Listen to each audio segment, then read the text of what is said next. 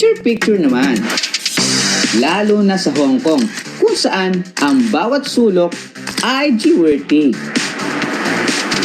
Sa dami kasi ng magagandang tanawin dito, tiyak mapapaselfie ka talaga. Uy, maganda mag-picture dito ah.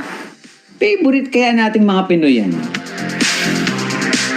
Tulad na lang ng Tsim Sha Tsui Clock Tower na madalas aurahan ng mga turista. Makapag-selfie nga. Ba yan? Ang pangit ng angle ko? Hay, nako. Panga. Excuse me, do you need some help? Do you need some help to take photos? Can you take photo me?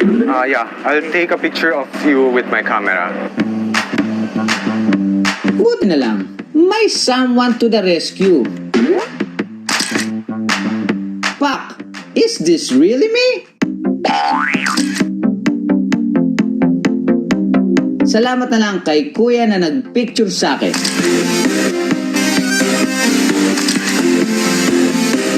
Nice. Sir, kumusta? Okay naman. Matagal na kayo dito? Mga ano kami, ako 8 years. 8 years? Tapos yung asawa ko, Hello, madam. 2 years. Hong Kong siya, Hong Kong. Pinoy. Pinay ka rin? Yes. Yeah. Wow, Pinay din. Kapag Tagalog. Meet Ace, 8 taon ng architect/photographer dito sa Hong Kong. Sa papitik-pitik ng camera, nakilala ni Ace ang Chinoy photographer na si Deb. Nag-click, na-develop, at nauwi sa kasalan. Filipino kami, tapos naging PR dito. Sa Philippines kami pinanganak. What the meaning of PR? Yung PR, ano siya, permanent resident. Akala ko PR. perfect relationship. Wow!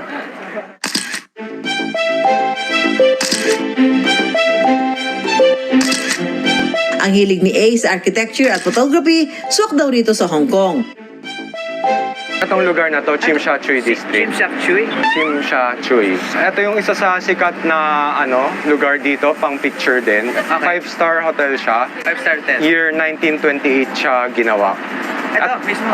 Sobrang tagal na niyan, mga mag 100 years na. Aba siyempre, hindi ako papahuli sa picturan mga ka-wonder.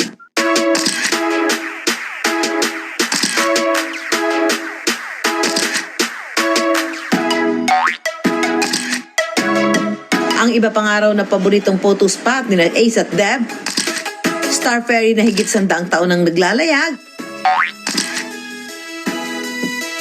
at ang Victoria Harbor kung saan tanaw ang napakagandang skyline ng Hong Kong. Wow! Wow! Nice shot. Personally, ako natutuwa ko sa inyo kasi yung hobby nyo, gusto niya na ginagawa nyo tapos kumikita pa kayo, di ba? Good luck sa Hong Kong travel nyo lagi at sa mga pananatili nyo dito and always take care. God bless sa inyo.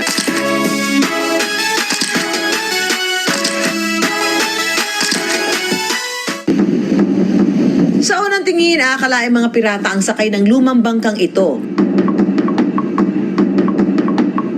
Pero, hep mga ka-wonder, hindi ito barko nila Captain Hook kundi isang makasaysayang bangka sa Hong Kong. Wow! Amazing boat! Welcome aboard mga ka-wonder. Halos mag-iisang dekada nang naglalayag ang Aqua Luna. Pagsakay ko pa lang, para na ako naka-time travel pabalik sa makalumang paraan ng paglalayag ng mga Tsino. Ang bangka kasi idinisenyo ng isang 80 anyos na shipbuilder. Hango sa itsura ng tradisyon na Chinese red sail junk boat na ginagamit sa pangingisda at pangangalakal noong unang panahon. Hindi lang ito basta-basta cruise sa halagang 399 Hong Kong dollar or 2,894 sa peso natin, ma-enjoy mo na ang boat tour na may view ng Victoria Harbor sa loob ng 40 minuto. At hindi lang mga mata mo ang mabubusog dito sa mga view. Mabubusog din ang tiyan mo sa mga dim sum pastry na